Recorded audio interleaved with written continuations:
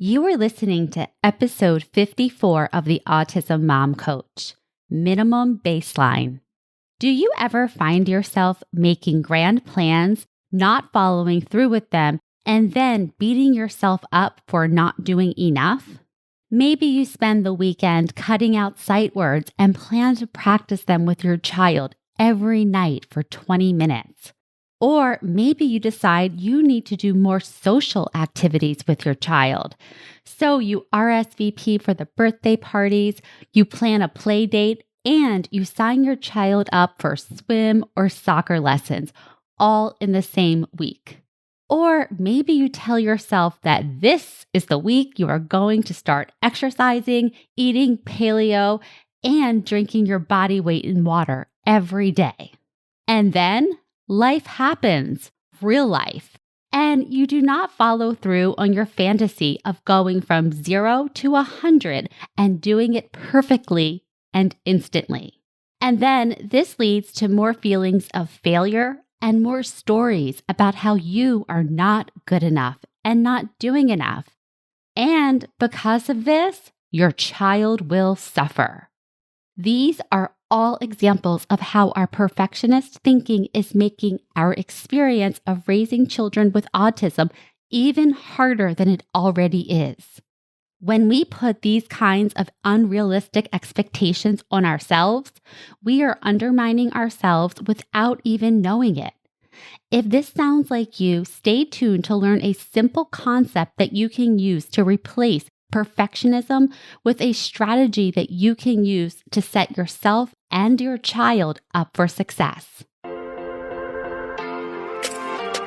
Welcome to the Autism Mom Coach, a podcast for moms who feel overwhelmed, afraid, and sometimes powerless as they raise their child with autism. My name is Lisa Candera. I'm a certified life coach, lawyer, and most importantly, I'm a full-time single mom to a teenage boy with autism. In this podcast, I'll show you how to transform your relationship with autism and special needs parenting. You'll learn how to shift away from being a victim of your circumstances to being the hero of the story you get to write.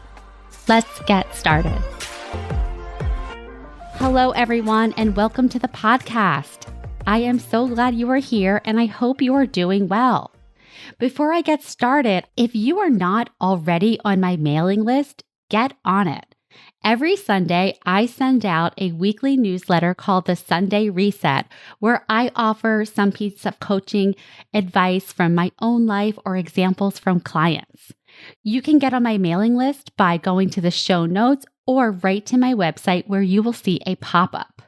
And then, of course, when you are on my website, you can schedule a consultation with me, a one-on-one consultation to talk about how my coaching program can help you with your very real life and how you can show up as the parent you want to be, even when this looks nothing like you've expected. I got you. I help moms like you all of the time, and I am accepting new clients now. So if you are interested, it's time. Go on my website, schedule a consultation, and let's get started. All right, on to today's lesson. This episode is a continuation of last week's episode about perfectionism. So if you haven't already listened to last week's episode, go check that out first. Like I said last week, perfectionism is an ever-present topic in my life and in my coaching practice, which is not surprising to me. Many of my clients are all very motivated, very type A moms.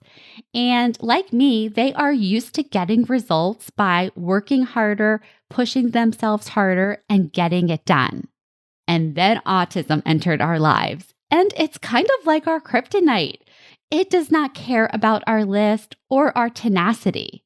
It just doesn't. So if you think that you are going to beat autism by outworking it or overworking it, you are headed for burnout if you aren't there already. Perfectionism has no place here. It does not work. It leaves us exhausted, overwhelmed, and it erodes our trust in ourselves. This is because when we are setting lofty or unrealistic goals and then failing to meet them time and again, we are teaching ourselves that we can't rely on ourselves for big or little things. So let's talk about what does work when it comes to creating and following through on our goals. And let me just point out here, I say our goals, and I mean our goals for ourselves. Yes, we can have goals and expectations for our child, but we are not in control of whether those goals and how those goals are met. Yes, we can influence them, but they are not under our control. So when I'm talking about setting goals, I'm talking about the ones you set for yourself. When you are doing this, you can use a concept called the minimum baseline. A minimum baseline is the least amount of anything that you are willing to do on your own towards a daily goal that you set for yourself. So you could set a goal for yourself that you will practice sight words with your child. Now, that's going to be dependent on whether or not your child wants to play. You can't control that piece of it. You can only control how you show up, whether you show up, and how you interact with your child during that interaction. Nevertheless, this concept of minimum baseline can be helpful because instead of saying, we're going to do 20 minutes of sight words every night, and then your child doesn't cooperate or isn't available to do it, and you chalk that up as a failure, minimum baseline will give you another way of approaching the same circumstance in a way where you're not setting yourself up for failure. You're setting yourself up for success. Let me explain minimum baseline by contrasting it to perfectionism. So where perfectionism will tell you that you need to do everything all at once and perfectly, minimum baseline tells you that you need to choose one thing at a time and do a little bit of it consistently.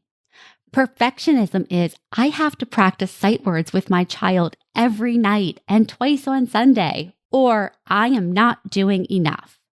Minimum baseline is we can practice 2 times a week for 10 minutes each time. Or we can practice 1 word a day for a week, and this is enough. Perfectionism is we are going to the birthday party and staying until the end. My child will sit in the party room, sing happy birthday, and watch the birthday child open his presents. Minimum baseline is we will go to the party for 1 hour. If all looks good, we'll stay another 20 minutes. Still good? Maybe another 20. Or minimum baseline can be we will go to the birthday party, but once the kids shift into the party room to eat cake, that's time for us to leave.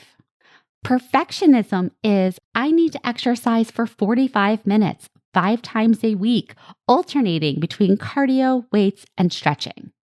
Minimum baseline is I am going to move my body 3 days a week for 20 minutes each day. The shift here is from lofty and unrealistic plans to modest and doable. The more you make unrealistic plans and don't keep them, the more making plans becomes this theoretical activity where most of the time you already know that you're not even going to do the thing. But making them gives you a dopamine hit and a short break from all the negative self-talk because you have this big plan. Your problem is not that you don't have discipline. Your problem is that you are staking your self-worth and your child's future on holding yourself to an unrealistic plan. This is a lot of pressure on you, your child, and the plan.